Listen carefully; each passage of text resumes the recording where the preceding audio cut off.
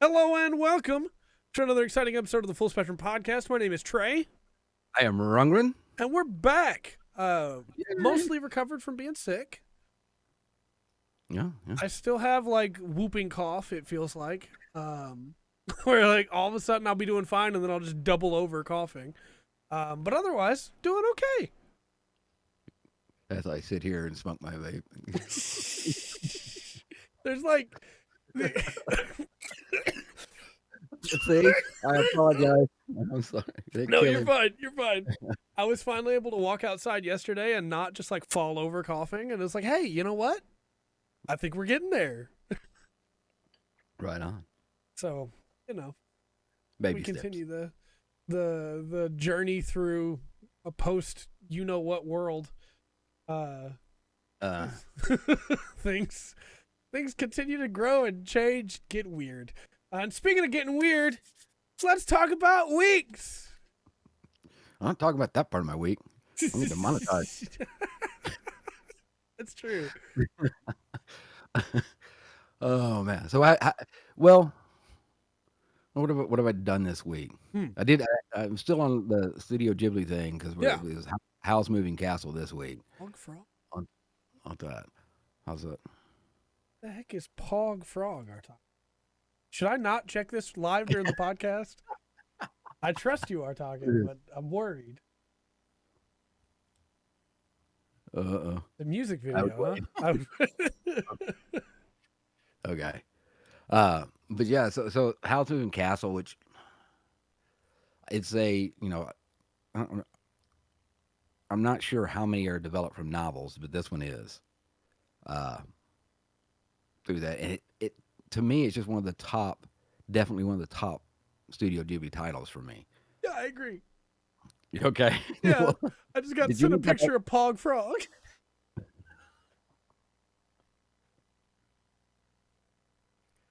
We're good. Frog? Please continue. Please continue. Now I'm scared. Look, all I'm saying is Pog Frog is pretty poggers. Well, I mean, out of the three, because it started with watched Ponyo. No, excuse me. Watched was it Ponyo? Then Spirited Away, and then this week's HOwls, which is a pretty good order because Kiki's was the one started with. Yeah.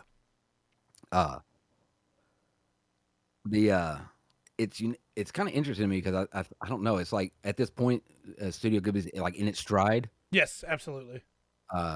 And putting out just amazing stuff. And I don't want to say stuff that later on dropped off because the stuff before is obviously groundbreaking. Right. But it's just, there's this run because I think this is there's a few years apart between this and Mononoke. It's not long, I don't think.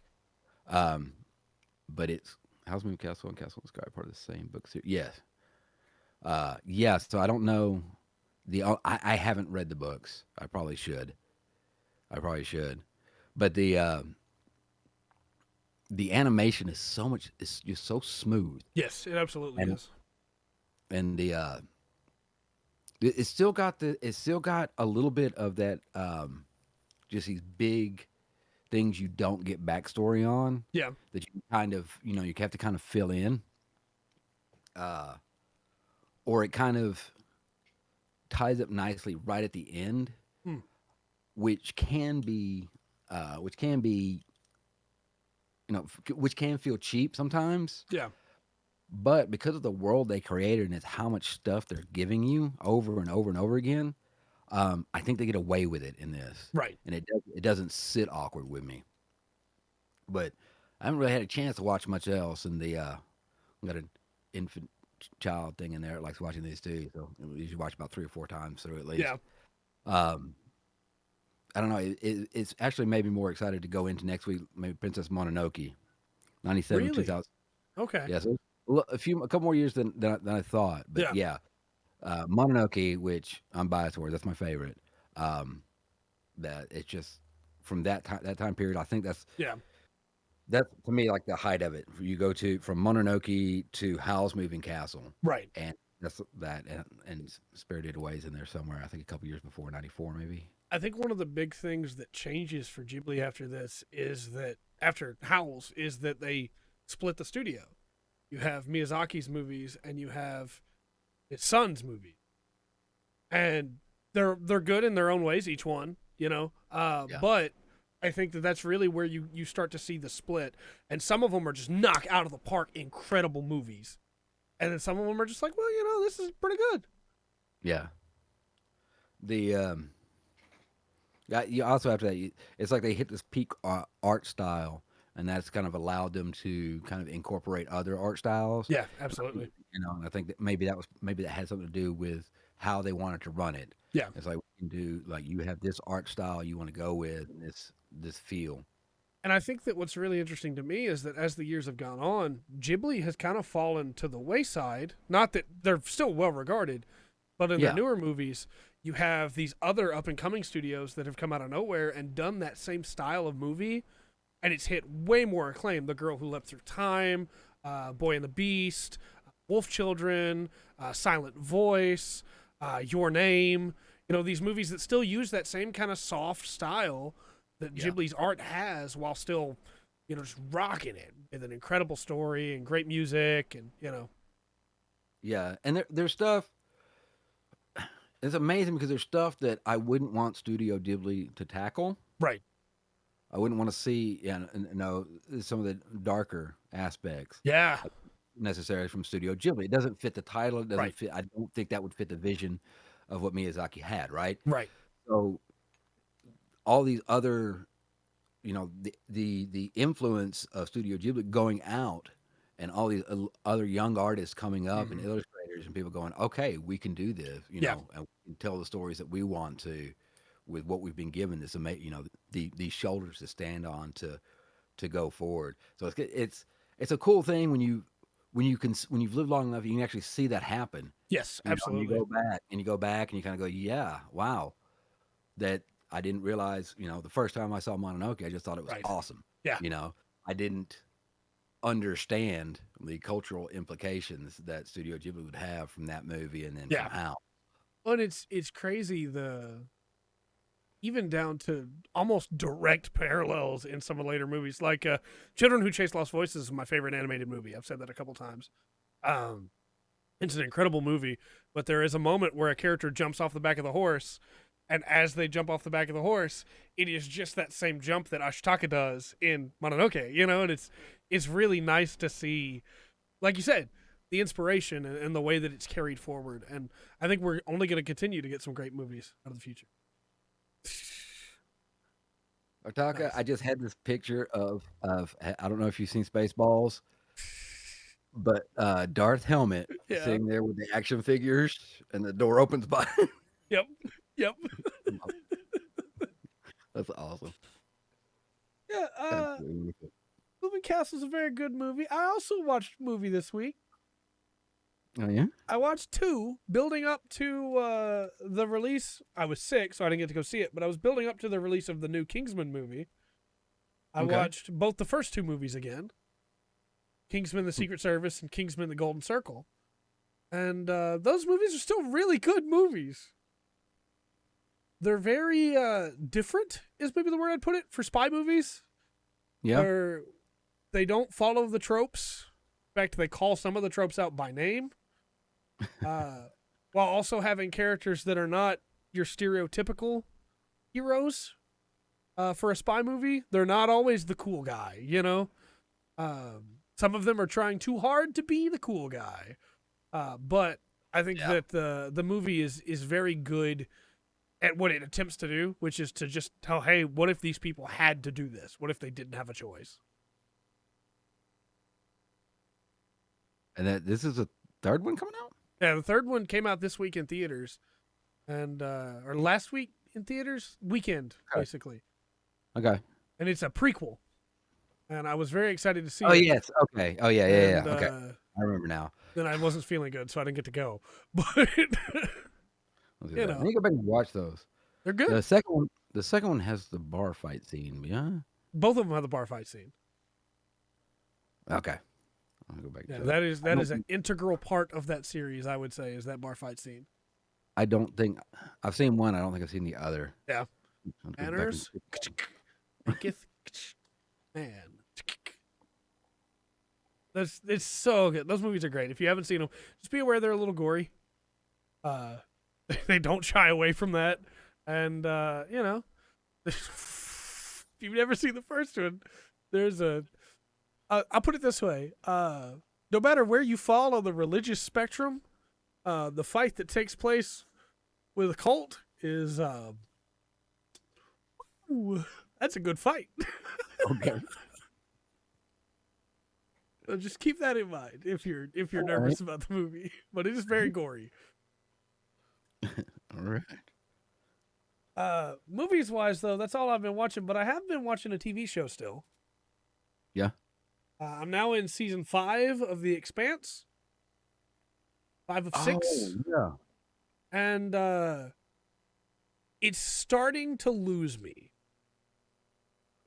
Too far from the books now, yeah. Very far from the books now. Yeah. That's what happens.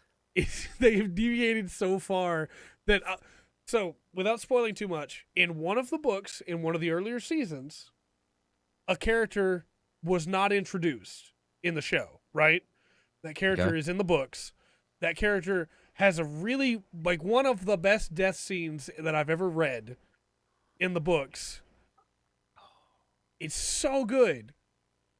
That whole arc is done. They've now introduced that character in the show. With, like, complete no reason to introduce the character now. I don't understand. Pretty weak. They've also added, like, entirely new plot lines for characters, I guess to keep them relevant. When, like, you don't have to... I'm going to remember that character a season later when they show up. It's fine. But the stuff that they're getting right, they're still getting very right. It's done very well. The acting's great. I don't understand what they're doing with the main character. You know what? Production, TV test audiences. Yeah. It's people who have no idea. I also feel like this is a really weird complaint, I know, but just bear with me on this. The main character is way more muscular in the TV show than he is in the book, right? Oh, yeah. And it's like they want to hide that, so they keep putting him in very baggy T-shirts. And then they'll just have moments where he takes his shirt off. You're like, oh, yeah. And then, like, he'll turn a little, and the camera will be angled a little bit, so it's just not visible, because they're, like, trying to hide it. And it's like, why are we doing this? What is the purpose here? I've got Will talking to me now saying the first Kingsman ending is interesting. I love that ending. I'm going to go back and watch him now. I love that ending. For sure. Really cursed, horny, but you forgot. Well, maybe it's for the best. But what they're doing right, they're doing very right, and I like. But what they're not doing, and what they're doing, not wrong per se, because it is an adaptation, right? But wrong from my memory is like, I don't know. Yeah.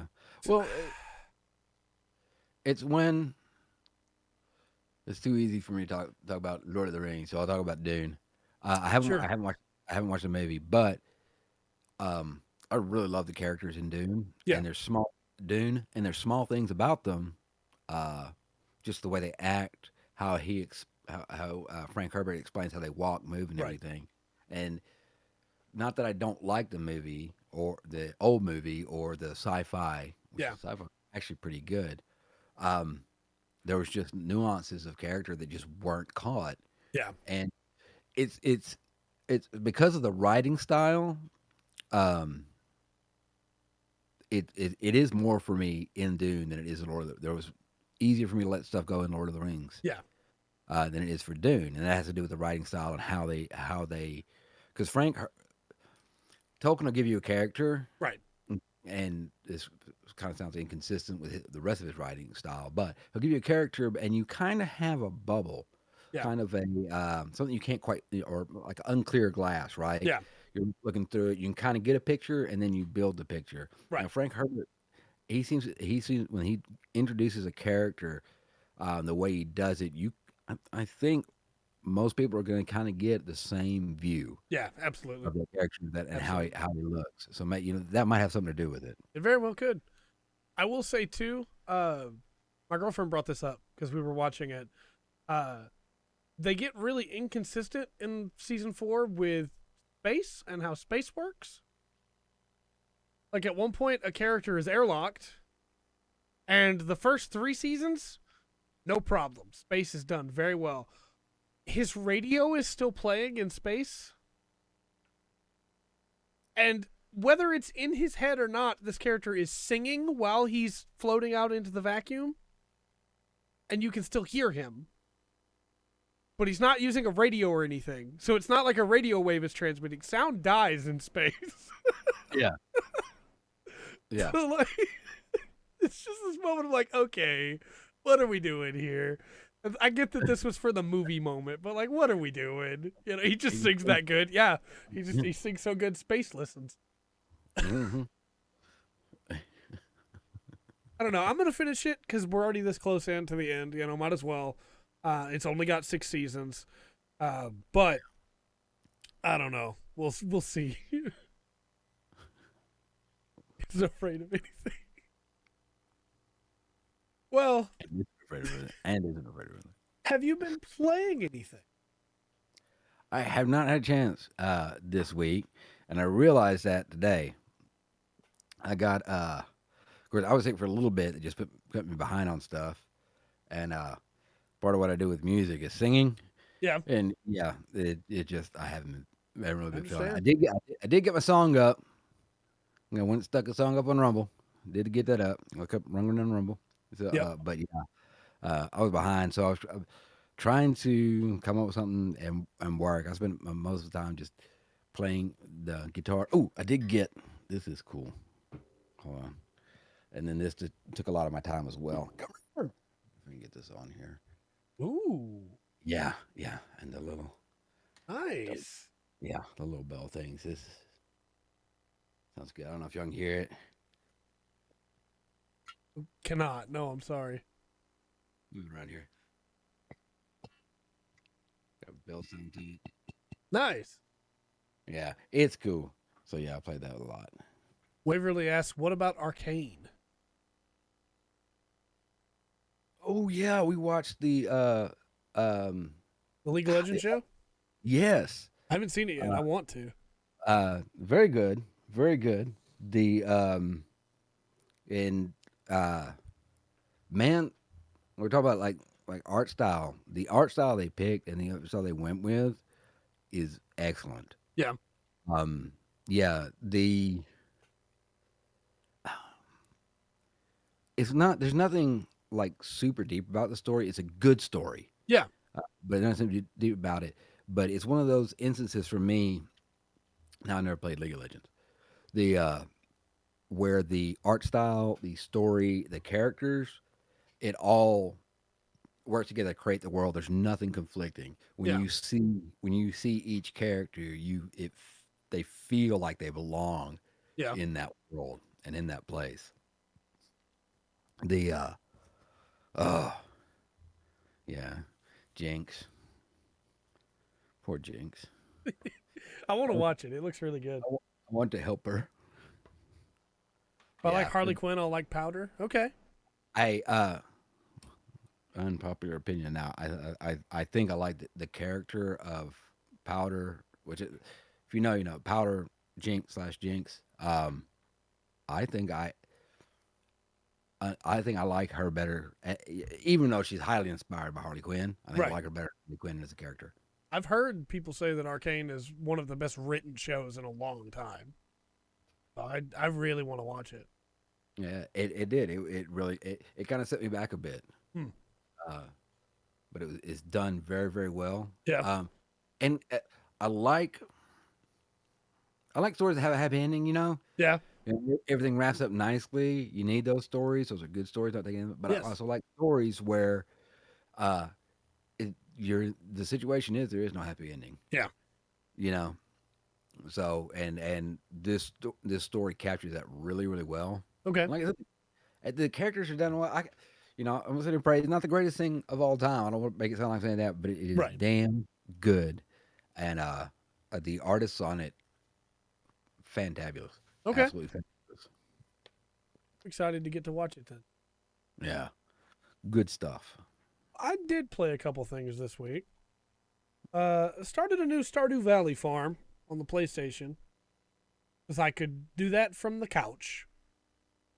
Uh, Yes. Nice. and enjoying that, trying to get the community center done, and my girlfriend loves fishing in that game, which is great because you get a lot of money from fishing. So I kind of just let her fish, and then I take care of all the other stuff. Yeah. And it's that game's still really good. It's a game that I think it's not really made to just play forever, but it's definitely something that you play for a while, put down for a while, and pick back up again for a while. Okay. Yeah. Yeah. That's cool. Ever experienced brain rot from a series? Have you heard? Hmm. Start slamming stuff right now. I don't know. Do I bring up Evangelion or do I not?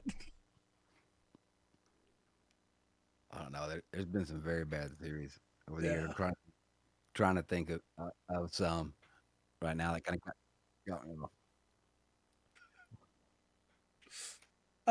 But yeah, Stardew Valley very good. I've also been playing Pokemon Legends Arceus. Oh yeah, yeah. That just came out. Yep, we'll be talking about it a little bit more during reviews, but it's very different. Yeah, it was presented as such, and that's what I think was caught a lot of people off guard. Yeah, you're set up in so without spoiling too much, literal first minute of the game, your character has fallen out of a hole in the sky. Okay. And wakes up in a very different place with Pokemon, and everyone is terrified of Pokemon because Pokemon attack people. And you're working on the first Pokedex.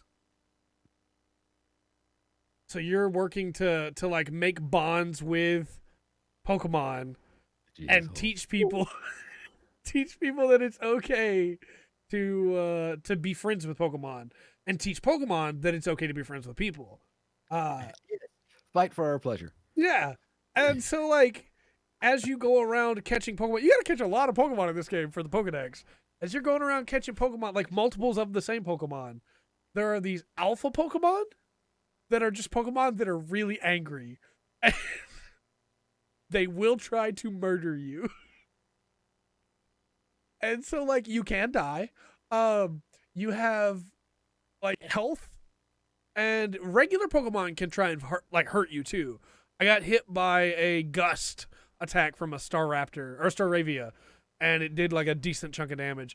Kadabra teleported in front of me and started readying a big psychic attack, and then I had a Luxray that volt tackled across the field at me. But none of that was as terrifying as the Snorlax. So I come around this ridge, and I'm crouch walking because I'm trying to find Pokemon. And I come around this ridge, and there's this giant alpha Snorlax, and it just is standing there, and its eyes are red, and it sees me, and it goes, "Huh?"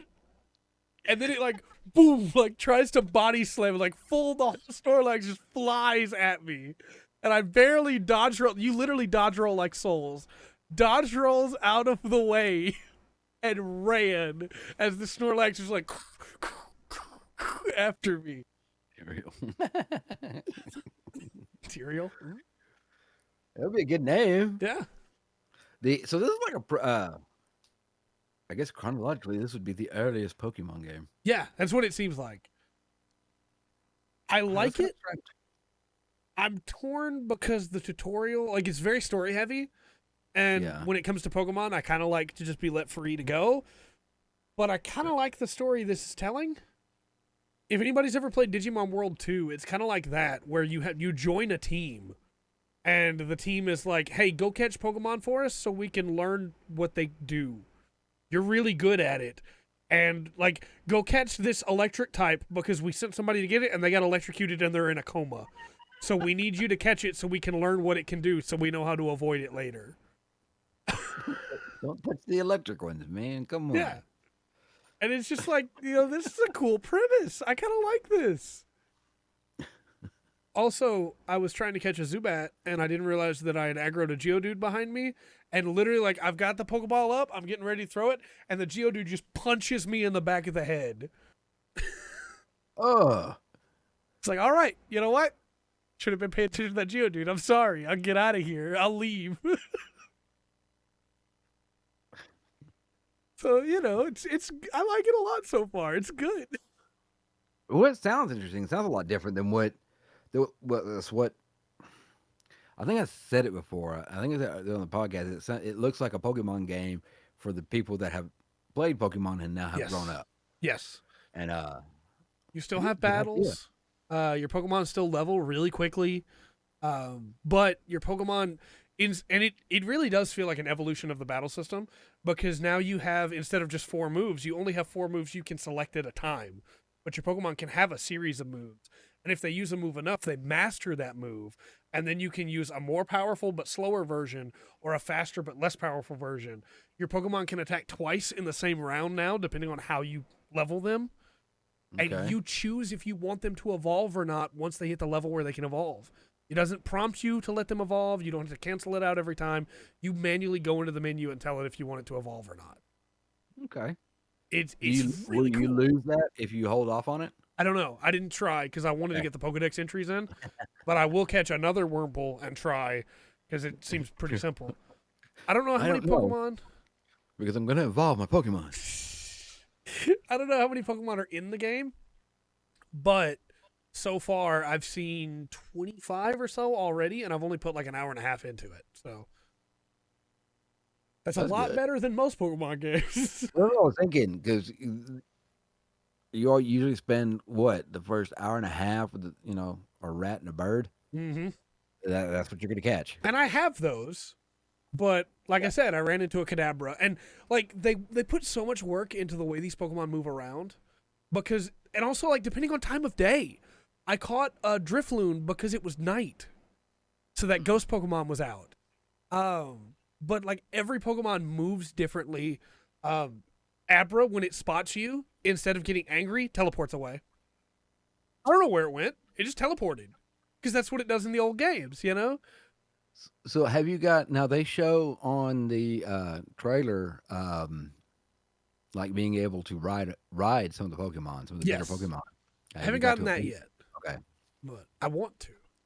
Yeah, I'd like to hear how that mechanic works. Mm-hmm. If it's just a travel thing or, what. I like it though. I think it's a very fun game so far, and I'm definitely gonna put some more time into it. I just wish I could go explore more without having to do story stuff. But at the same time, I went and explored more and ran into level 40 Pokemon. And that Luxray almost murdered me. He hit me once, and my screen was almost completely black. And I was like, okay, I'm going to get out of here now. And I tried to swim away. Look, I'm just you can tell you don't cross the bridge till level 10. All right.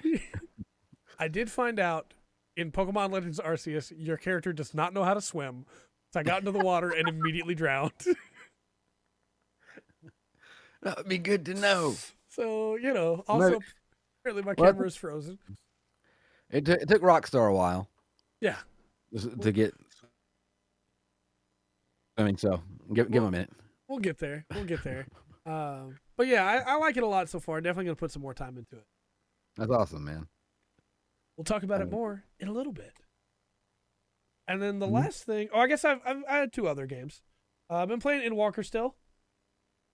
Of course. I got my first class to level 90 today. My Sage. And for everybody who's like, wow, that's taking forever, Trey. I also have 4 classes at 85 so that I can do the role quest. Like, I'm not just not leveling. I'm just leveling a bunch of stuff at once. But yeah, I've finished. I did the level 89 dungeon, the second to last dungeon, and I did the second to last trial.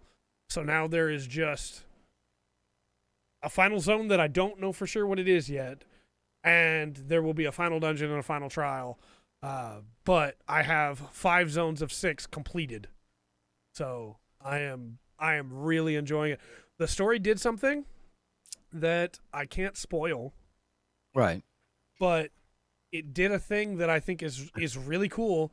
And I'd mentioned before that like Shadowbringers would be my favorite Final Fantasy game, if not for the fact that you had to play all the way through to get to it. What they did in Endwalker, I think, overbalances it. Final Fantasy XIV is my favorite Final Fantasy game now. Just easy. All right. Because the build up and the payoff. So if you've gotten through that second trial, you know what I'm talking about. But I'll do a full spoiler thing after I finish it. But I'm very close, and hopefully we'll get to finish it this week and be able to do that spoiler video. But all the dungeon videos and the trial videos, those are all still coming. Had some problems with the editing computer, but just about have that sorted out now.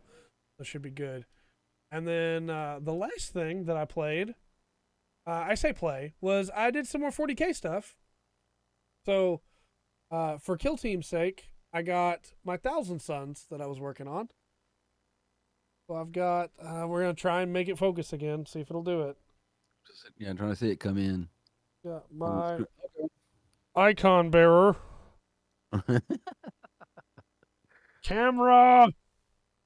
Work. Look closely.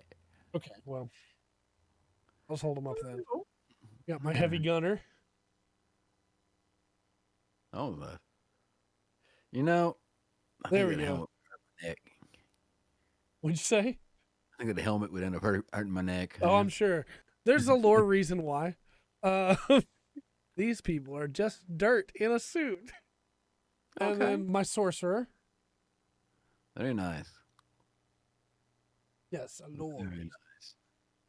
And then my girlfriend made some more orcs for her orc army.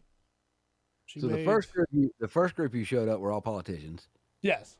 Okay. These are the orc army here. That guy, that weapon looks kind of scary. Yeah. And then also this guy. He runs the squigs and the Gretchens. He's got an attack squig. And we'll get all these painted at some point, and like I said, we'll be doing painting videos for all that stuff. But for the sake of Kill Team, I showed you my Kriegsmen last week, and there were like 9 more of those guys. But the 1,000 Suns Kill Team is just these 3 guys. Oh. That's how good they are. Wow. So I have a bunch more 1,000 Suns in the kitchen that are just legs, because I haven't finished them yet. But I got these 3 built so we can use them for a Kill Team video. So that'll happen at some point. But yeah, Warhammer stuff for the channel continues apace. And very excited for it. And that's been my week.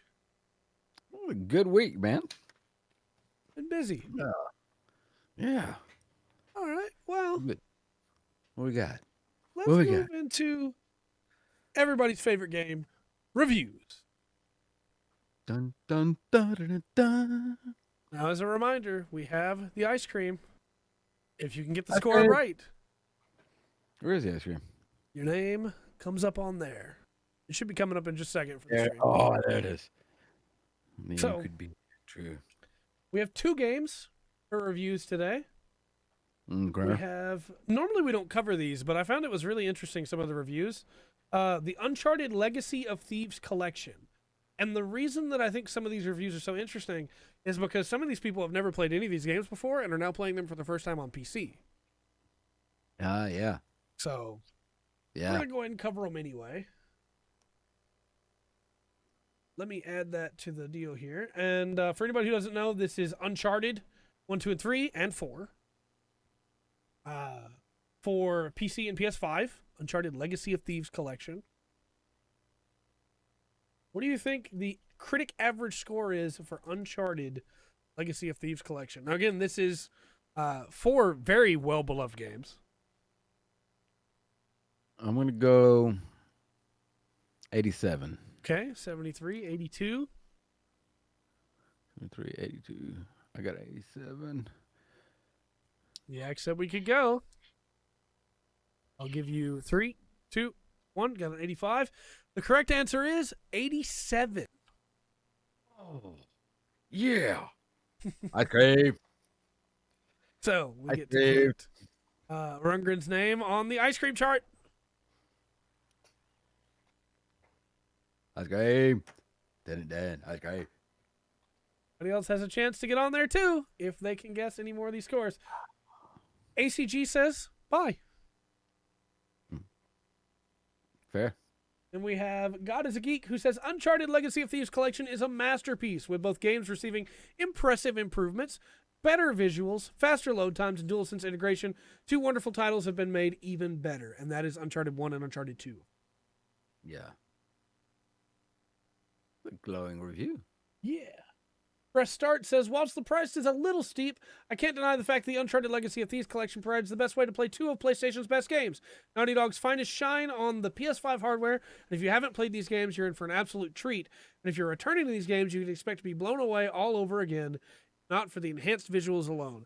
And I should clarify, when I said 4 earlier, this is not all 4 games. This is the first half of the collection. This is the first 2 games.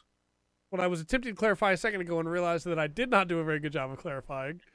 The second 2 games are still coming. The first 2 are already out. This collection is only the first 2. It's the first half of the collection, as it were. I believe it's Legacy of Thieves and Legacy of Adventure or something like that, or what the 2 are going to be called. But it's still both of those are still pretty big, groundbreaking games. Absolutely. So I can imagine. IG in Italy says Uncharted Legacy of Thieves Collection is a precious remastered of 2 great adventures, still fun to play and made even more fascinating and immersive by the features and powers of PlayStation 5. The collection, ideated by, I don't know what that word means, by Naughty Dog, is undoubtedly the best way to enjoy Uncharted 4: A Thief's End and the spin-off Uncharted: The Lost Legacy. All right. So, you know. I'm trying to. Here's the thing with these reviews. I'm trying to split between, just are they fanning out? Are they just being a fan? Is that playing part of it? Because I doubt it'd be hard pressed to find somebody that works at these institutions say that hasn't played the games. I have double checked the Steam page. I'm wrong again. This is the second half of the collection. So this is 4 and Thieves' End and the DLC. My apologies. This is not the other half of the collection, which is 1 and 2, and then 3 will be sold separately. Why did they do it like this? Why didn't they just release them all together? What is this? I don't know. If you don't come to this podcast for me being wrong about things, I don't know what you come here for. Why are you here? And finally, Stiviver says, the bundled games are undeniably great. Their enhancements solid, but nonetheless, these are old titles pulled off their shelf and given a fresh coat of varnish, and at an additional cost to those who've already purchased them at that. Timed for the onset of a whole bunch of new and engrossing titles in February 2022. Take a second and reflect before you drop cash on this one. There's plenty to play right now. I want to say thanks, Waverly.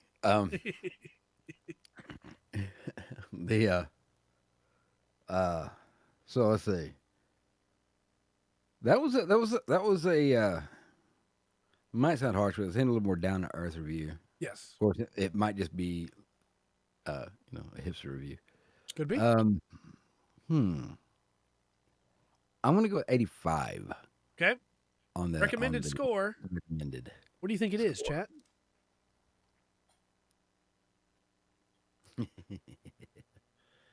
Got 84.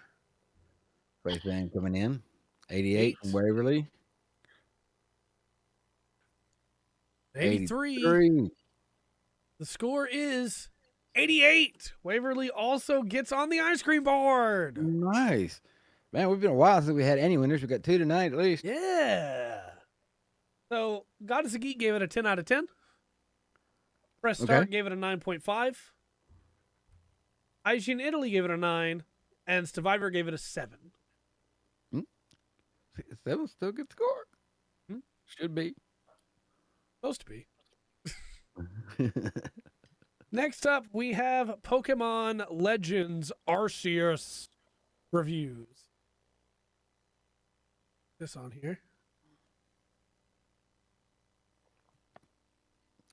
You've heard me talk about it. Arceus. Yes. But what do the critics think? I guess I'm technically a critic, but yeah, right. True. I don't know. I think it's gonna be a high score day for these games. Yeah. Base says 86. I'm gonna go too high. I was thinking 88. I think this might get a nice polish. So I got 88. Okay. Started popped in with an 86. What do you think, chat? Yak said we could go 79. 79 in. The answer is 84. Oh, we'll come in close with 82. Mm-hmm. Right Very close. 84. Okay.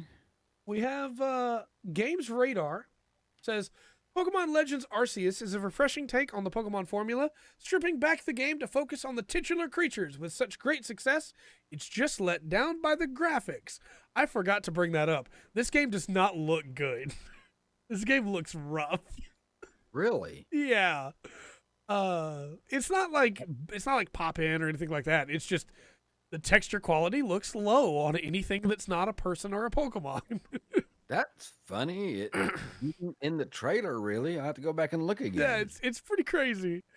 But I think the fact that I didn't even bring it up is proof that it really doesn't bother me because the game plays well. Yeah. Okay. You know? Fair. We have Destructoid, who says, impressive efforts with a few noticeable problems holding them back. Won't astound everyone, but it's worth your time and cash. Okay. We have this. I always struggle whether or not to do these. This publication only reviews Nintendo games. They're called Nintendo Life. Oh, okay. Pokemon Legends Arceus feels like the result of Game Freak learning lessons for 25 years, refining the formula, and finally taking the franchise in a new, incredible, exciting direction. With its emphasis on extremely rewarding exploration, addictive catching mechanics, a fine roster of Pokemon, and a genuine sense of scale that's unlike anything in the series, Pokemon Legends Arceus is quite simply one of the greatest Pokemon games ever made. Sounds like a review from Nintendo Life. It does. I have two more for you here. One from PC Magazine and one from IGN Italy. PC Magazine says Pokemon Legends Arceus isn't the open-world Pokemon game fans have been waiting for, but it's still the most ambitious Pokemon experience yet, and a fun collectathon in its own right. IGN Italy says Pokemon Legends Arceus turns out to be a huge missed opportunity, arguably the biggest disappointment within the franchise. Wow. All right, that changed my score. Yeah? Yeah. I'm going to go What do you think the recommended is? 76. Okay. I'm going down to 76.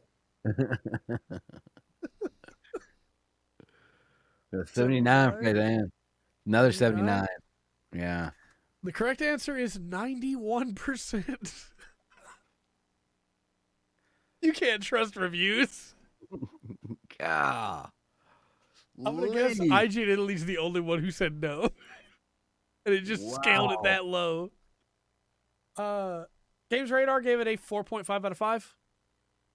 Nintendo Life gave it a 9 out of 10. Destructoid gave it an 8 out of 10.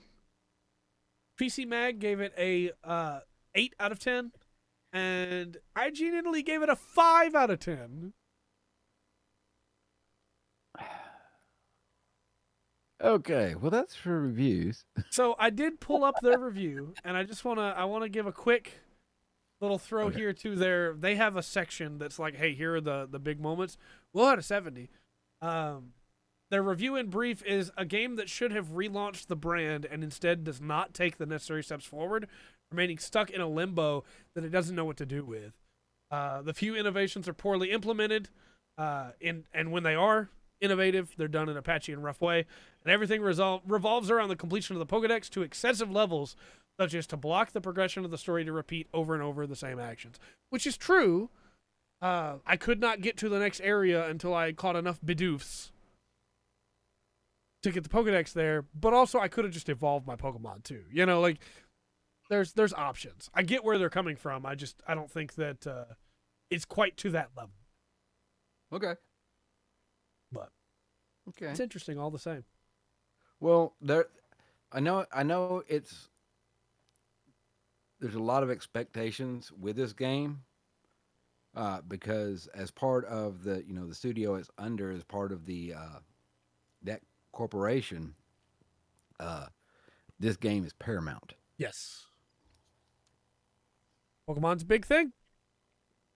And if you say, well, why does Rungren and Raverly get to have their names still on the screen for the rest of the podcast? Well, they played the review game and they won. Yeah. If you want your name on the screen for the entire podcast, you gotta win. That's how it works. Come watch us live. If you're watching on YouTube, you want your name on there, come watch us live. Tuesdays and Thursdays. Although if you want your name on there, it's Tuesdays for the podcast. Yeah, for the review section. But 7 p.m. CT. Check us out. Next up, we have I'm a weeder. We have a game announcement. Although specifically, it's just 4 announcements. Mina the Hollower has been announced, and this is kind of a weird thing. I almost put it in news instead of announcements, but I wanted to see what you thought about it. Do you know who Yacht Club Games are? Off the top of my head, no. They made Shovel Knight. Okay. Which got critical acclaim. They kickstarted it way back when. It became one of the biggest indie games for a long time. They've done another Kickstarter. Okay. And they specifically say in here, and this is where people are a little confused by like why Kickstarter, they specifically say in here that they know that they could pay for this game on their own. They're only doing Kickstarters so people can be a part of it again like before. Because like Shovel Knight has a whole section for like backers and everything. It just seems like this is the thing they like to do to include a lot of people. Almost like they're just pre-ordering the game through Kickstarter. I mean, that's basically what you're doing. Yes. You can offer more. Right. You have a package where you can do it. I'm a little on the fence about it, but it does seem like a good idea to raise capital in order to create put out product. Yeah. And I think one thing that should be thrown out is that they published another game on their own in between Shovel Knight and this one, which was called Cyber Shadow, the ninja game. And it did well enough, but it didn't stay as popular. So it could be this is an attempt to keep it in the public eye a little bit longer. However, the game itself looks really interesting. It very much looks like a Legend of Zelda Oracle of Ages, Oracle of Seasons Game Boy Color game. And you and I have talked a lot in the past about indie games and when they use pixel art just to use pixel art. This doesn't feel like that to me. This feels like they are trying to make a Game Boy Color game today. All right. And it looks really interesting. I'm going to be following it for sure. Definitely want to be able to play this at some point. I will take some of this pixel art here and drag it on here where you can see it. Okay. You have to make it a lot bigger. Hold on. There we go. But it looks really smooth in motion when you see the videos. It's very surprising that it looks just like what my brain remembers the Game Boy Color to work like, It makes me was it the Super Nintendo or Nintendo? I think Nintendo 64. Oh man. Like the one which one was first? The Super Nintendo with F-Zero and a couple of others. That's what it that's what it reminded me of. Yeah. Hello, Dragonflare. How's it going? Yeah, I'm very much looking forward to this one. Again, it's a little weird that it's on Kickstarter, but hey, Shovel Knight was great. Cyber Shadow was really fun. So yeah, well, like I said, I mean, I can't really come down too hard on it because, like you said, they're basically pre-ordering the game Yeah. and throwing a little extra money if they want to help out. It just, and like you said, it keeps the name, you know, in people's mind, and also they've got all those pre-sales. Yeah, absolutely. You know, And if you watch the trailer and you've ever played The Legend of Zelda Oracle of Ages or Oracle of Seasons, and you've seen the jump with the rock's feather, you will immediately go, yeah, that's what that is. Because it's literally the exact same animation. It is so smooth. Oh, nice. Yeah. Good to see you, man. How you doing? Yeah, it's something that I will put the link in the description for anybody that wants to go back to Kickstarter. But again, I'm not saying you should. I'm very firm on my thing of you should put a lot of thought into backing things on Kickstarter because sometimes it's just not going to work. For instance, I backed Mighty Number 9 on Kickstarter. Doing good, yeah. We're having a good time. We're about to kick over to news and get into some really fun topics like the Halo TV show had a trailer and all kinds of fun stuff there. How about you? You having a good night? you had news. Speaking of which, let's talk news. We have it's not like a lot of news tonight. We mentioned this earlier on in the show, but we have some good news, I think, and some interesting news. And the first one is that the Halo TV show, spell correctly here, Halo TV show gets a new trailer. Yeah, Like a full trailer. Yeah. It doesn't look too bad. I like everything except Cortana. Yeah, Cortana didn't look right. And yeah, please don't ever show his face. Yeah. Yeah. Our Discord is tied to our Patreon. It's the only thing that we lock behind the Patreon. Everything else is public. But you can get in there for as little as $1 a month. We do that so that we have the early access to YouTube videos in the Patreon, in the Discord. Also, the when they were driving the Warthog, it wasn't bouncing all around and flipping over and bouncing back off his wheel and going. So I don't know how good this is going to be. That's very true. Also, thank you for reminding me that I haven't fixed our alerts since we've moved over to using OBS to stream. Because there should be an alert that comes up that explains what I just said about the Patreon. So thank you for that. Still working on getting everything changed over. No, I agree. I think it looks really good, except, again, I don't like most of the CG, and I don't like the fact that it's only going to be on Paramount Plus. Yeah. The I think it looks pretty good, but I think it does, but it doesn't. Nothing special about it. Discord, it is. It's at $1. You know. Yeah, there's nothing that makes me go, okay, this is gonna be new and different. Yeah. No, it's like, okay, this is gonna be. I'll probably enjoy this because I enjoy playing Halo from time to time. So right. Yeah, I don't know. I don't think I want it to be too deep. Yeah, I kind of just want to see Chief shoot a bunch of aliens. You know. Like, at the end of the day, I know that's not what they're going to do. They're going to get into the Forerunner stuff, and they're going to try and tell a deep, intriguing story. But, like, you could just do Halo 1 again. It'd be fine. Yeah. Heck, and then look how much more stuff you got. Yeah. You decide to do Halo 2, and everybody remembers how short and weird Halo 2 is. I love Halo 2, but, like, man, Halo 2 is so strange compared to Halo 1 and Halo 3. And then, your third or fourth season, you do Halo Reach. $100th of a dollar. Not quite, but you get enough of those bits. We'll talk about it. Cheaper than a Dr. Pepper. That is very true. It is cheaper than a Dr. Pepper. Well, you know what's a little bit of a reach? What is that? We might be getting some Final Fantasy VII Remake 2 news, Part 2, this year, but they're not sure. Yeah. I actually kind of doubt this. Yeah, I do too. I really do. I think right towards the end of the year, we're getting an announcement that's like, yeah, we pushed it back. Yeah, it'll be a February 2023 release. Yeah. That's my prediction. Yeah. For it. I mean, I appreciate the fact they put that little extra thing to try to make Yuffie relevant. But the yeah, I don't. Hey, they may surprise us. Yeah, They may might. surprise us. It might be a November drop. They've But got I the just engine now. They've already got Red 13 coded into the game.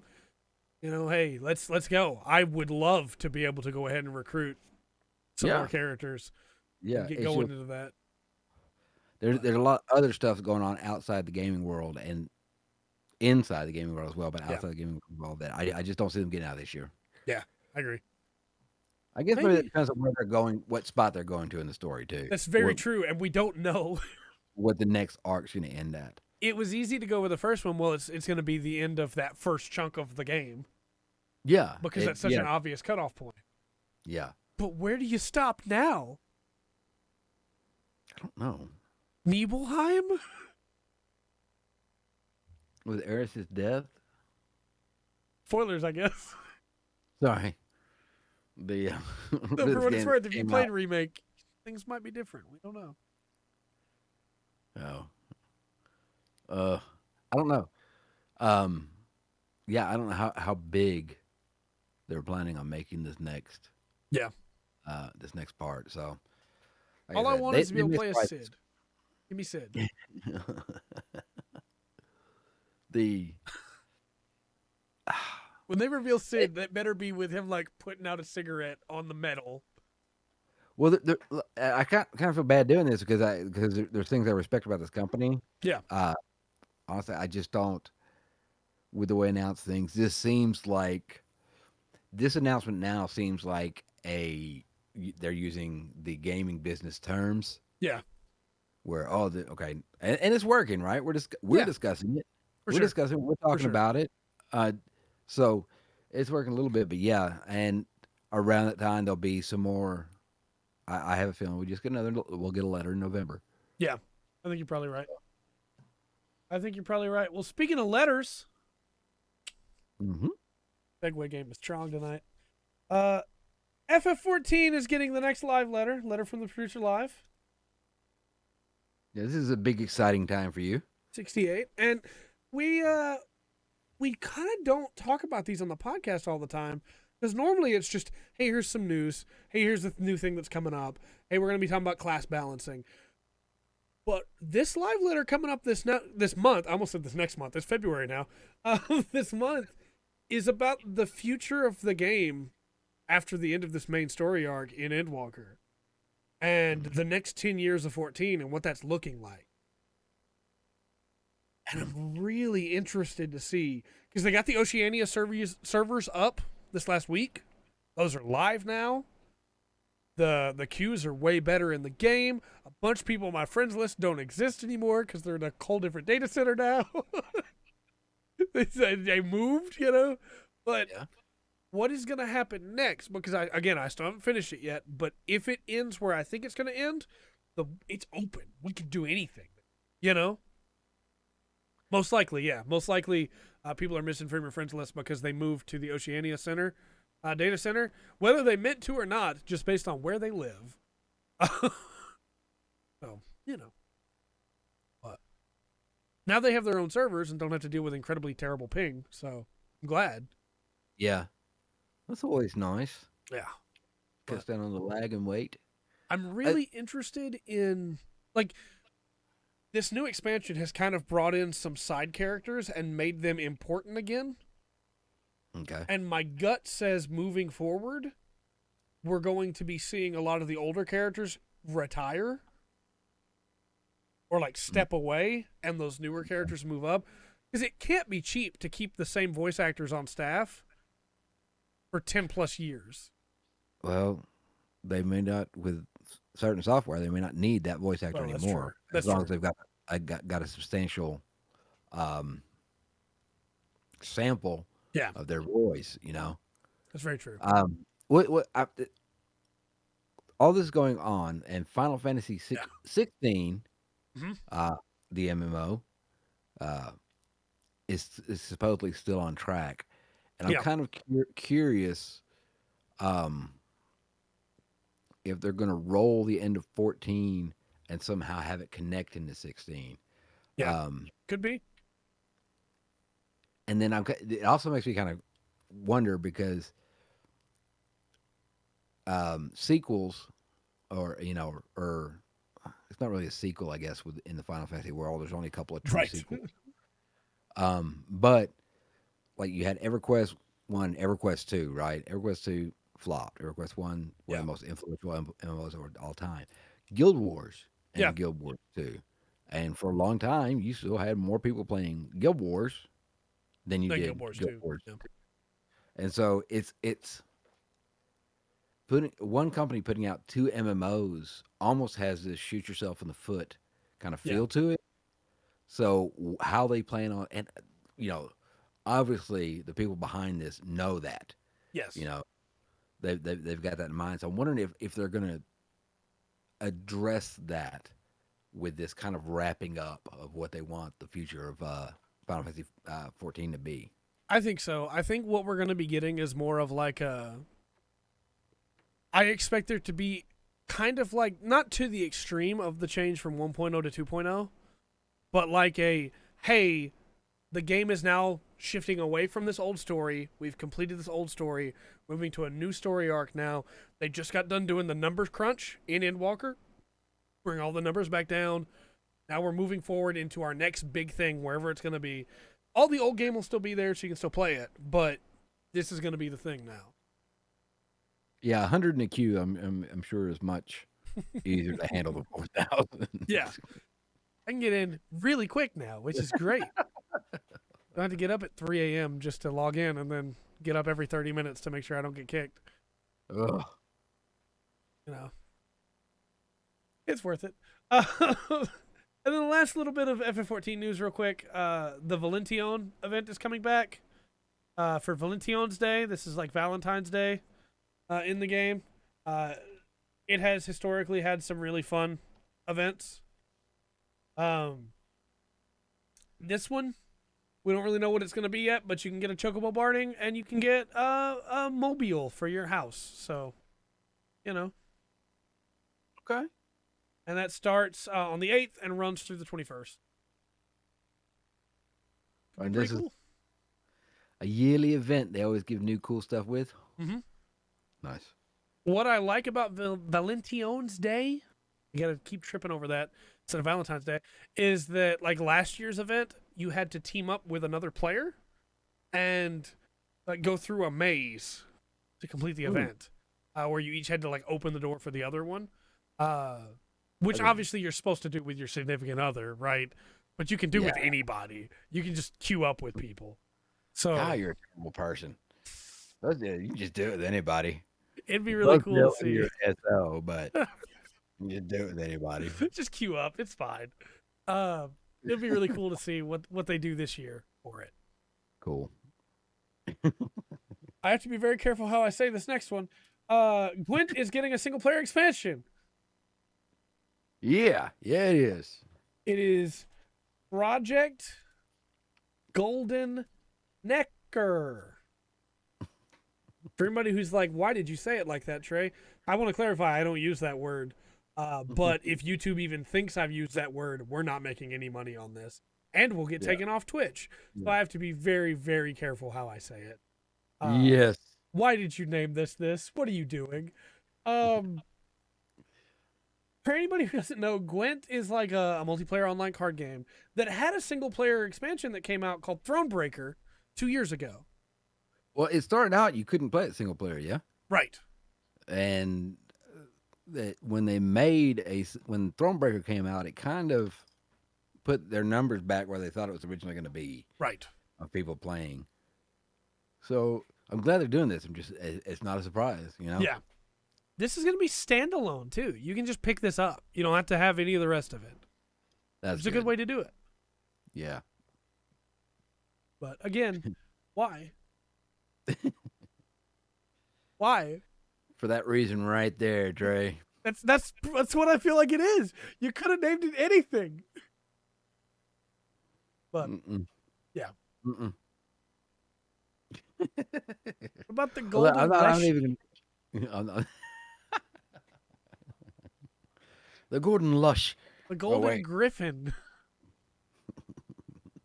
While we're talking about updates, let's talk about Risk of Rain's expansion, Risk of Rain 2's expansion, which is looking pretty interesting. For anybody who's never played Risk of Rain, it is Survivors of the Void. Risk of Rain being a roguelike. And the expansion includes a brand new character and a bunch of cool new stuff. And the new character is called the Railgunner. That's a good name. A good name. You're looking at new powerful void items, new monsters, new stages, a lot of cool looking stuff, and that's coming March 1st. Oh, that's not far away. That's a good short month. Yep. What's with that? So if you are a Risk of Rain fan, that is something to keep an eye on. We also have... This is a weird thing to talk about. And this is why I said earlier we have a good amount of news, but none of it is like super deep except for like a couple things. Yeah. Bloodborne PSX has been announced or released. This is the Bloodborne demake, the mod that was being made that I specifically then went on a whole tirade about how you don't announce your mods till it's done. Well, it's done, and they've released it. Now you can talk about it. Good job. But I don't understand. I don't understand the. This is just me. I don't understand the whole fascination with demon. I look as like an art project. Yeah, I get it. It makes sense, and I think it's really cool. But as yes. like, oh, I want to play that. It's like, no, I don't want to play that version of it. Right. No, I'm sorry. I lived through the 8-bit years. I don't want to play those again. Give me the pretty graphics, please. I don't think it looks bad at all, right? But there are people that are like shouting for joy that it's out. I'm glad they are. But this is not like, because people are going, finally, Bloodborne's on PC because you play this on PC. This is not the entire game. It's not like it's not the same. You know, this is its own thing.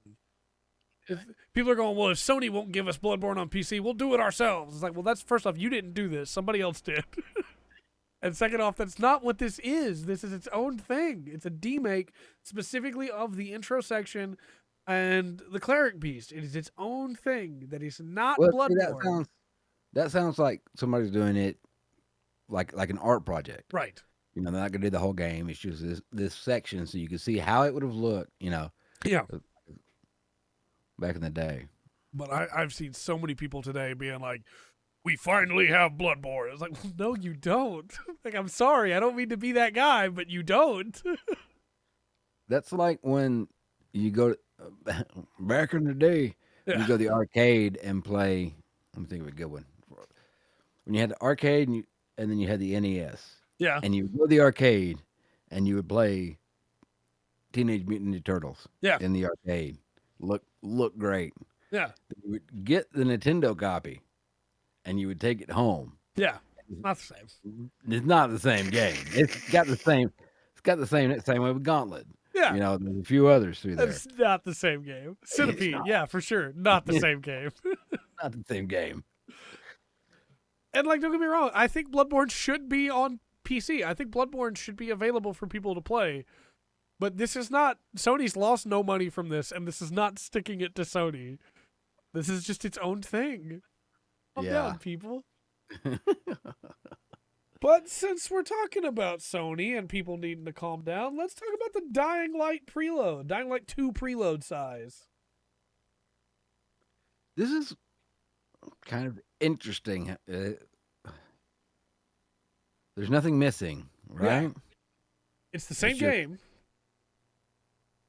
But on PS4, it's 50.967 gigs, and on PS5, it's 21.782 gigs. Like going from a 32-bit to a 64-bit chip, or is that how? How long have we been a Twitch streamer? Ooh, oh. This is kind of interesting. I'm wondering how they pulled this off. Yeah. I mean, maybe updates in software. I know. Day or two. That's been a couple of years at least. This is podcast 236, and we've been live since podcast 20, I think. It's been 216 weeks, 206 weeks. Yeah, roughly. That's a lot of years. Double the gigs. Yeah, that's the thing. It's twice as much space on a console that runs it worse. Like that's harsh, man.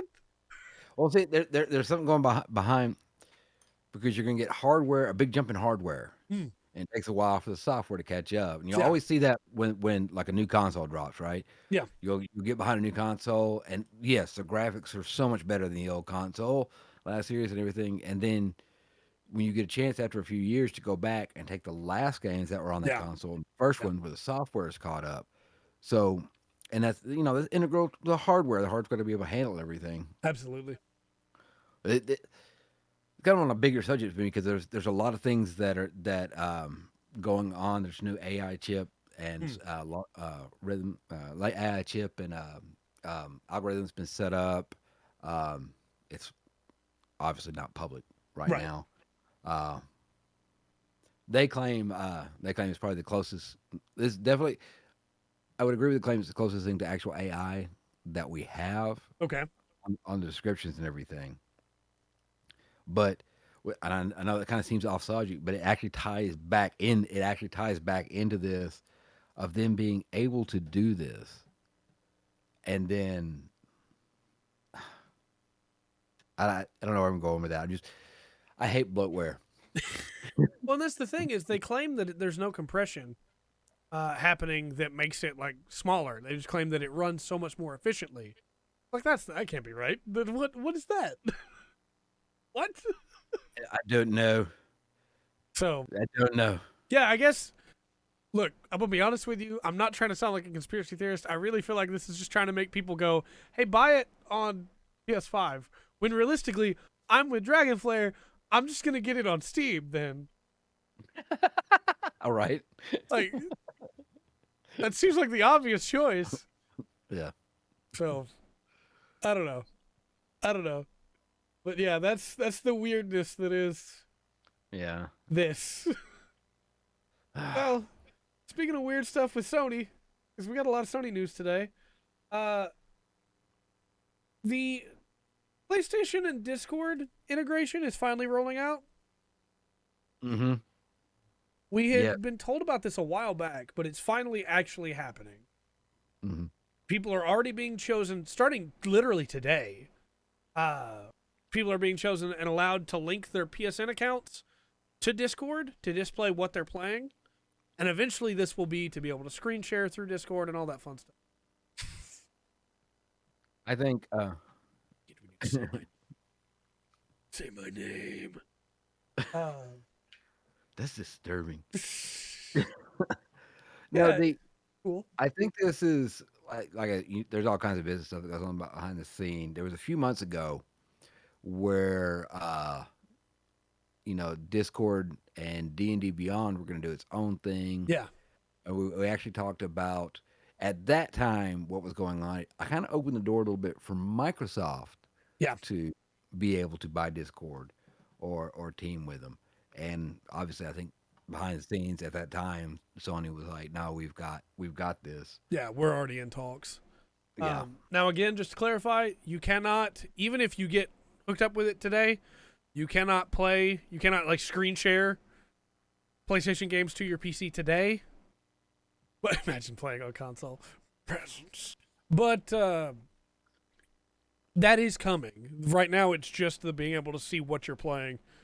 I guess it's kind of like a prestige thing of you see me on Discord, I'm playing Ratchet and Clank right now.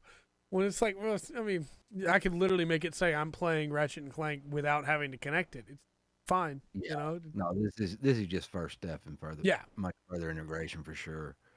It's just what are you going to do with it? yeah, Is Discord going to start here in the future? Is Discord going to be taking care of the chat for the PlayStation Network? yeah. The voice chat and things like that. Honestly, that would be way better than what they have right now.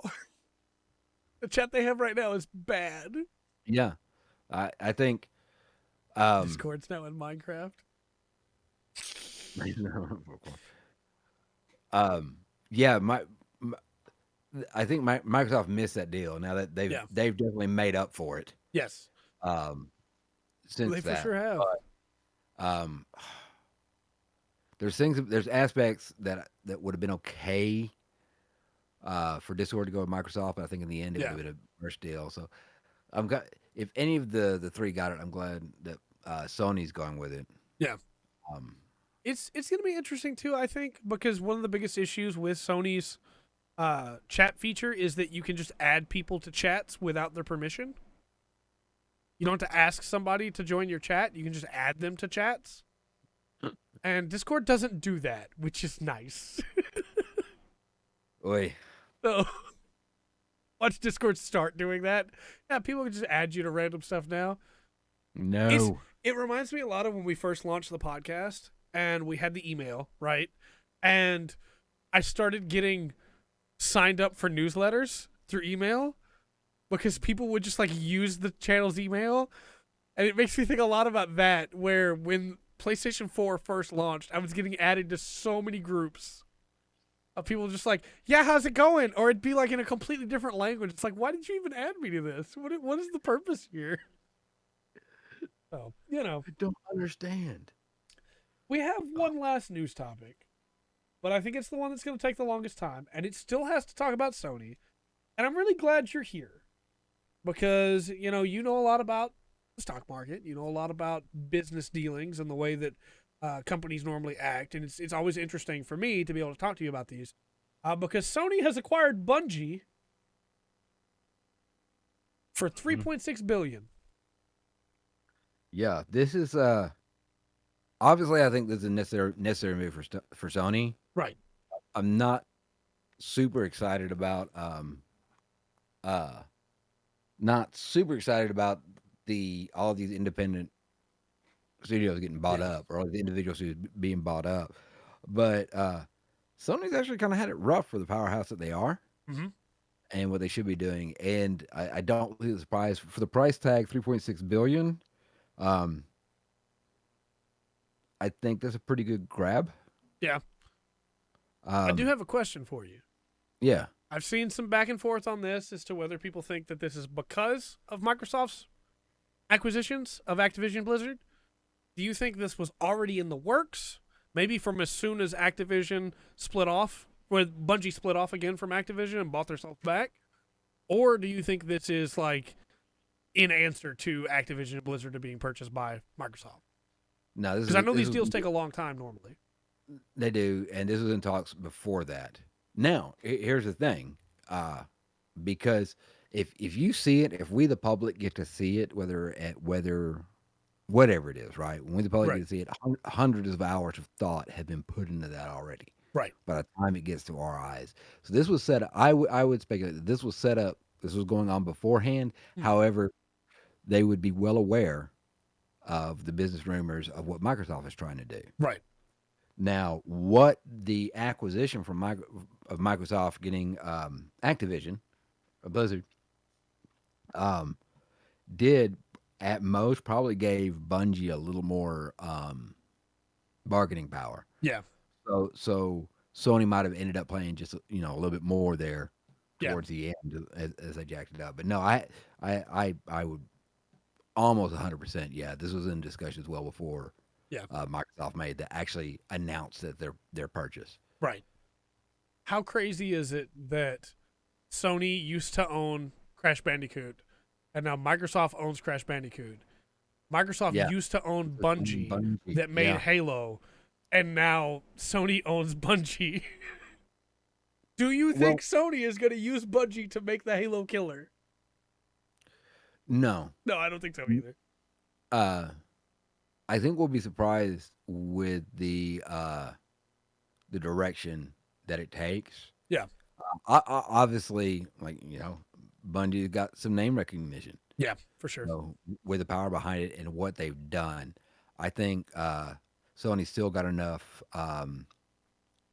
IPs, Mhm. both old and new, that Bungie's gonna be given something big Yeah. uh, as a PlayStation exclusive, and what that will be, I have no idea.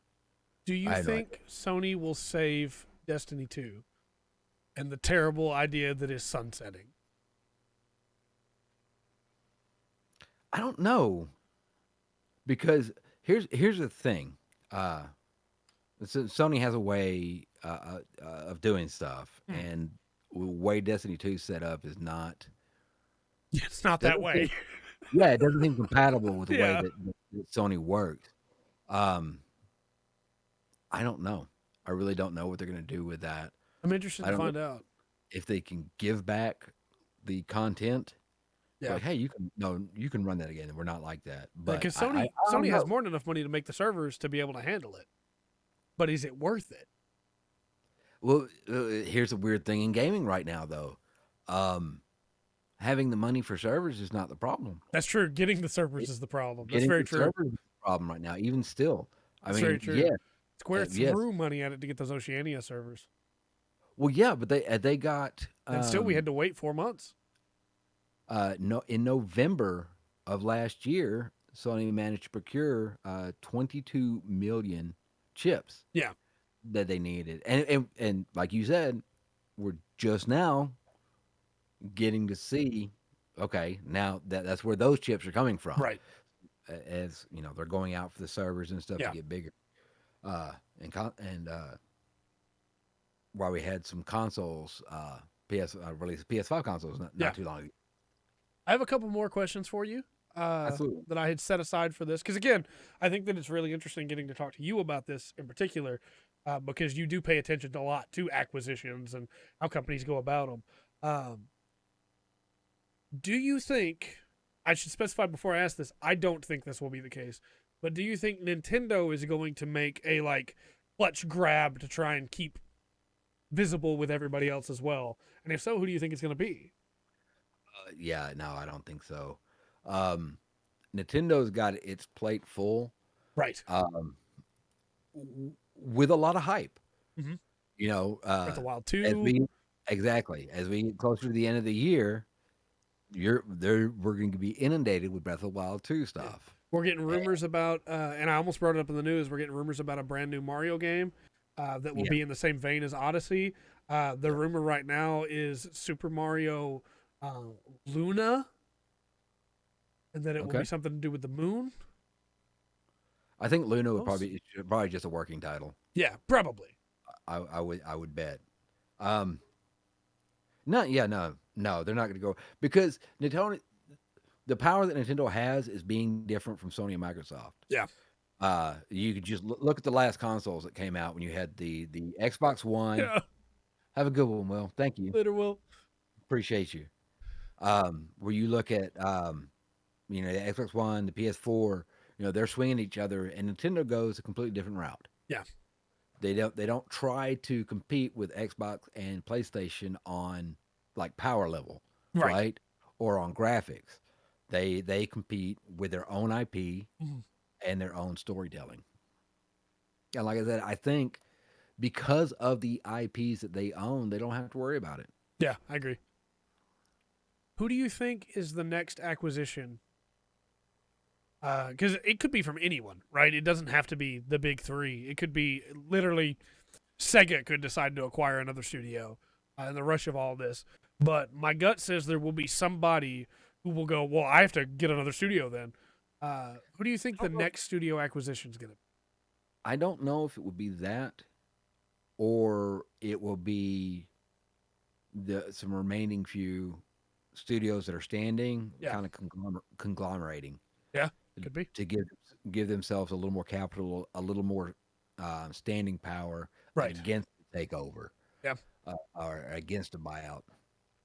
I don't know. That's hard to say because a studio can have an independent studio. They get one hit, they're riding high for Yeah. 2 or 3 years. They're making good money off this, Yes. and if the next game craps out, they don't have any backing to get out of that. Right. And then, somebody will swoop in and buy them up cheap. So it's hard to say. And really, I think a lot of that's going to depend on the gaming, gaming 2022. I think you're Who right. who stays, who puts out the stuff that people stick with, people pay the money for, and has the power to stay independent. Yeah, I agree. It'll be really interesting to see how things change over the course of this year. The big independent people that we still have are like EA and then we have Sega, and then we have a bunch of indie studios. But Bethesda, Well, Ubisoft, Ubisoft. Well, Bethesda's Microsoft. hmm Um, Ubisoft's being bought out by ZeniMax, which is owned by Microsoft now too, isn't it? ZeniMax. yeah, Ubisoft and Xbox or Microsoft's relationships is kind of weird. Yeah, It's a strange thing. Even if you don't know anything about it, you're just sitting on the console looking at your screen Hmm. of how you're able to get games through the Xbox. yeah, Um, because under your Game Pass, you're going to get some Ubisoft games, yeah, and but some EA you also, games. right? But you can get a Ubisoft account, Right. play that, and then you get access to those. So it's kind of weird. Um, yeah, I don't know how to count what they're doing with Ubisoft Yeah. as a merger or what. It's kind of weird. Strange place. Gaming in 2022. It's a strange place. I Mm. guess you have like Bandai Namco too, who is like doing fine on their own. Yeah, see, it's like there's like this canyon, this divide, right? Yeah. You've got all these smaller Yeah. independent companies. You have this big jump, this big gap, and Yeah. you have these big studios hmm that make games, not consoles, not hardwares, and then you have this other big canyon, and then you get to the big three. Yeah. There's not much, if anything, in between those areas. Right. It's You really know, interesting too, because like those big studios are fine on their own, and none of them really need to get picked up. yeah, But it's like the big three just like will reach out and grab one every once in a while. yeah, Granted, it's been a long time since Nintendo's done it, but when they did it, it was big every time. It was Game mhm. Freak is ours now. Sora Limited is ours now. Niantic Well, is only going to be doing business with us for the next 5 years. there was the whole thing with Sega and hmm Nintendo too, and yeah, I don't might look into the details of that. Talk about it one night, because they owned a few things from Sega for a Yeah. while. It's also really weird how it shakes out with the big studios where it's almost like all the old contracts have expired and new ones are being signed. Or like, hey, exclusivity kind of doesn't matter anymore. Final Fantasy games are coming out on Xbox now. Dragon Quest is coming out Yeah. on Nintendo again. You know? Which seems to be something the studios are struggling with. They don't Yeah. know how to approach this world, and it's kind of funny because this is a social thing, right? Yeah. Because when you had networks and before you, like, say YouTube, I'm going Yeah. to use YouTube because it's so daggum big, right? And before, the format would be like, okay, you do not help your competitor, Right. but how many videos you see on all different topics in all different communities where the creators that are all making the same type videos Hmm. will go over and talk and laugh and Yeah. share their ideas and stuff Absolutely. on other channels. Right. You know you that that makes no sense in the corporate world. That Right. makes no sense in the business world. Why Yeah. would you do that?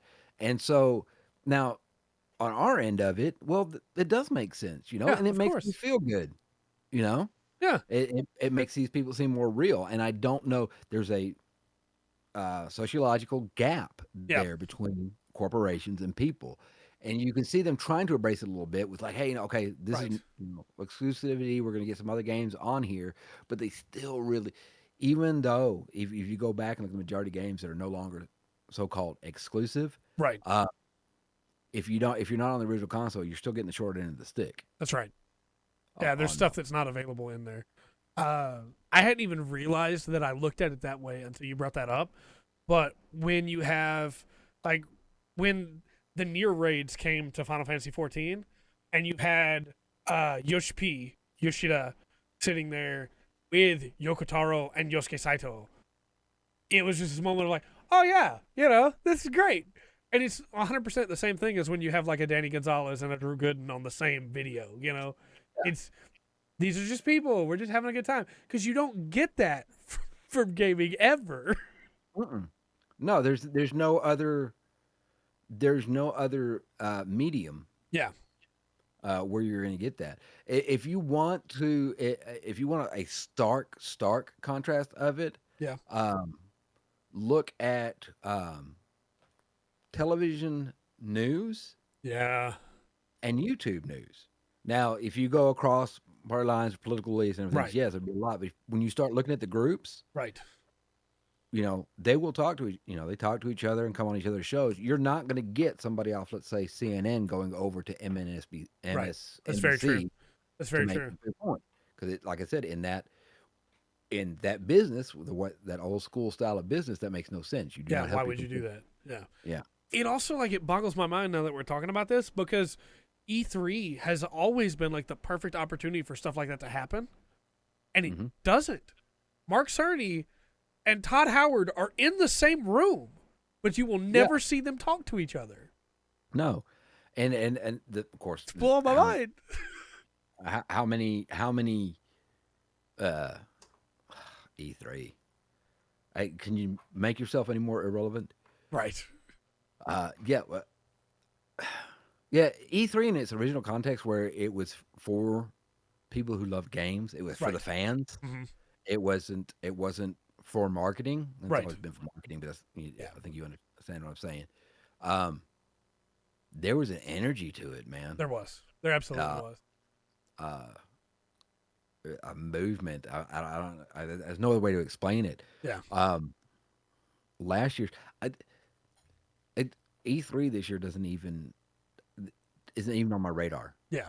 It's You know, irrelevant, basically. We'll cover it on the channel just because we will, but yeah. But honestly, what are we gonna get by sitting through that crap? bunch of CG trailers that don't have anything to do with the Exactly. games. Right. Half of your games are not gonna look like that. Yeah.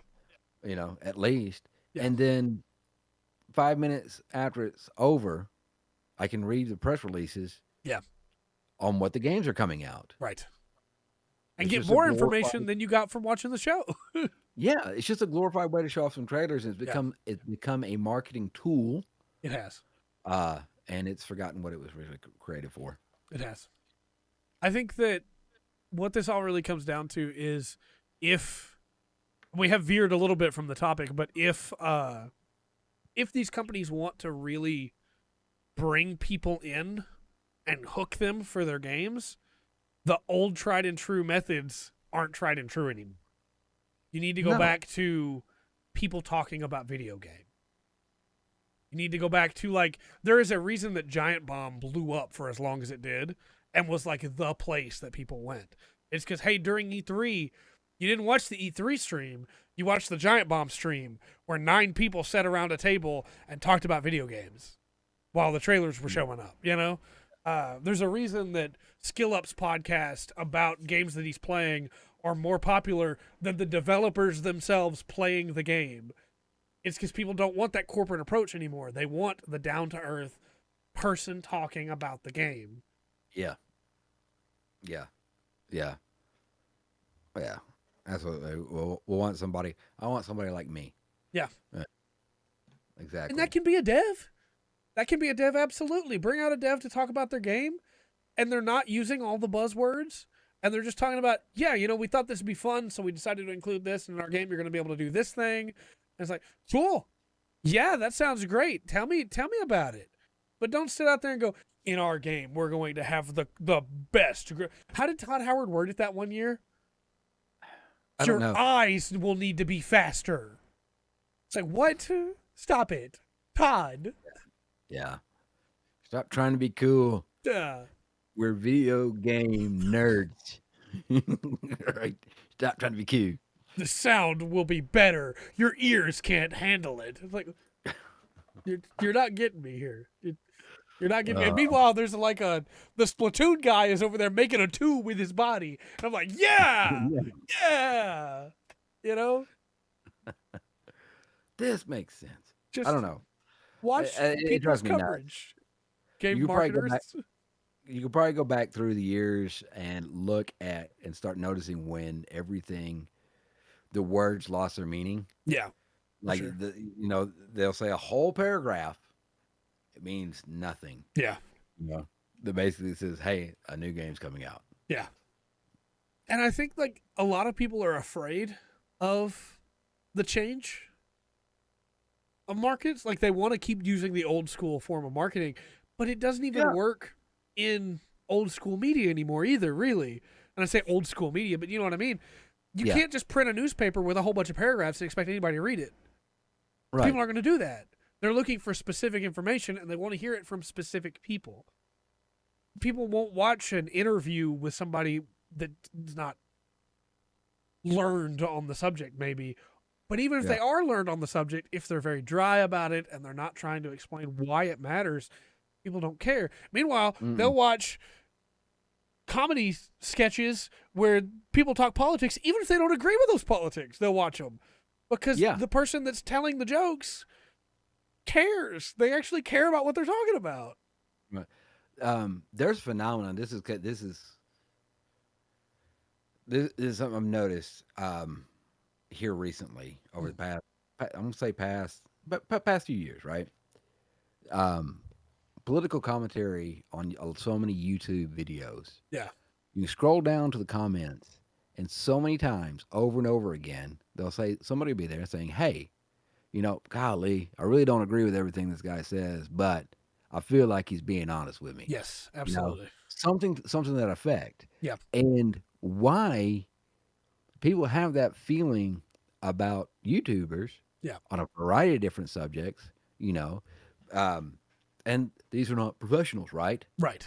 These are just normal people that had another job and decided, hey, I want to do this. I want to put out this is what I love. This is what I want to talk about, and things like that.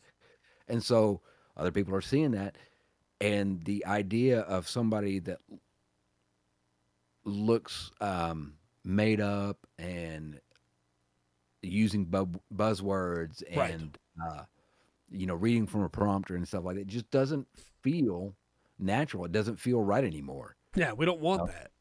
No, we want somebody who can, that's going to speak with some authority, but can go, hey, I might be wrong on this point. Right. You're not. That's a negative. You don't do that in classic corporation or in classic. Absolutely. You never, do that. But that's something that a YouTuber or a Twitch streamer or something that can do. Right.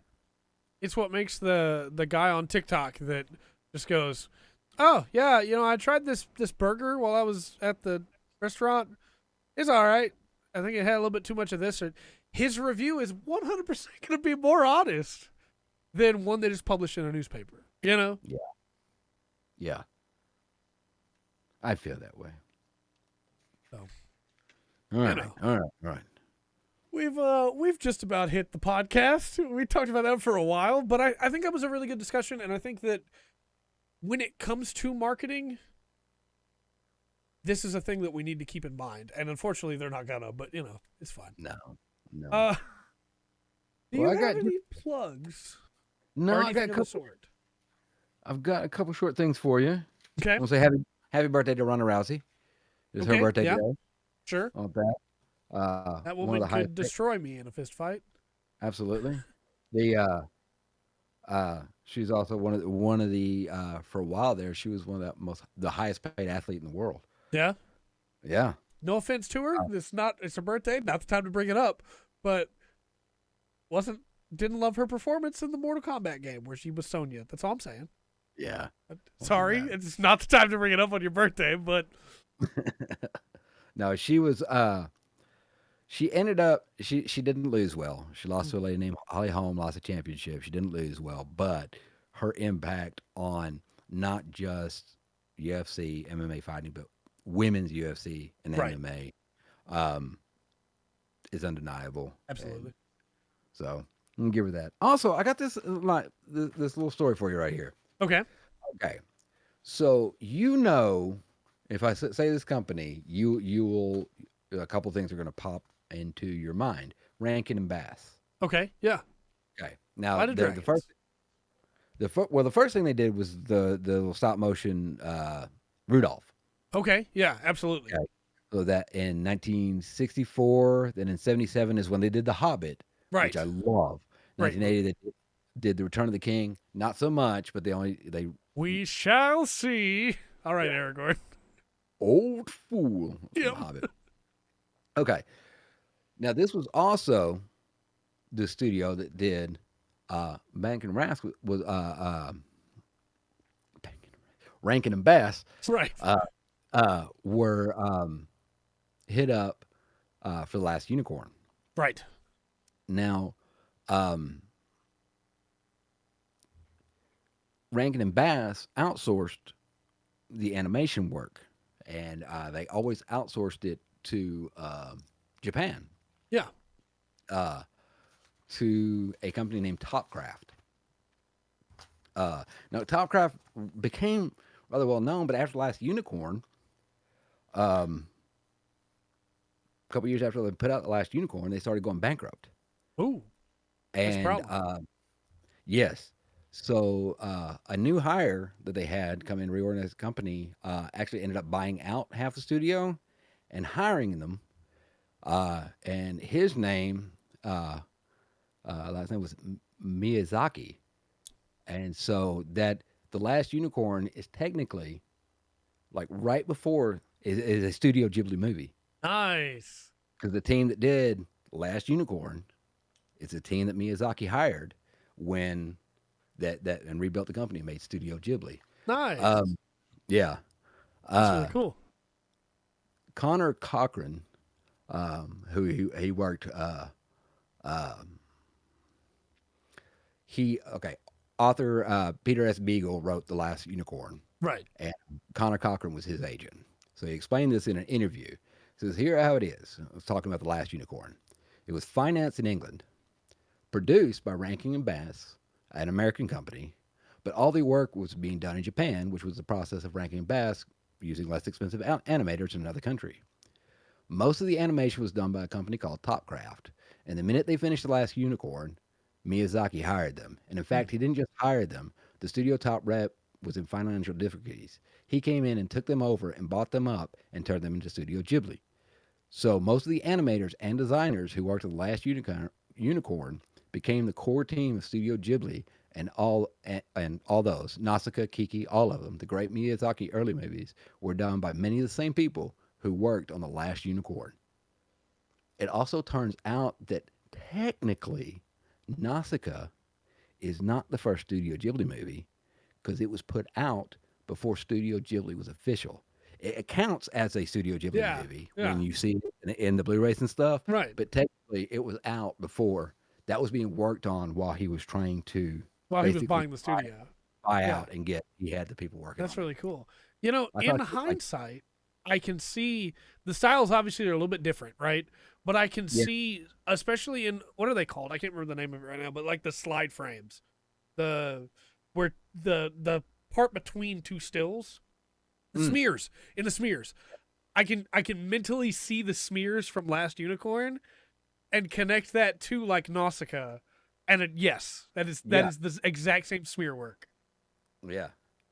You know how hard I had to keep my mouth shut where we're talking about house moving I'm castle at the beginning. sure. I'm sure. Because, like, Yeah, in my head, I picture the unicorn on the beach, right? Going to face off, spoilers, I guess, going to face off against the bull. And, like, the way she steps back is so similar to the step back of the giant bug in Nausicaa. Man, yeah, that's awesome. yeah, That's awesome.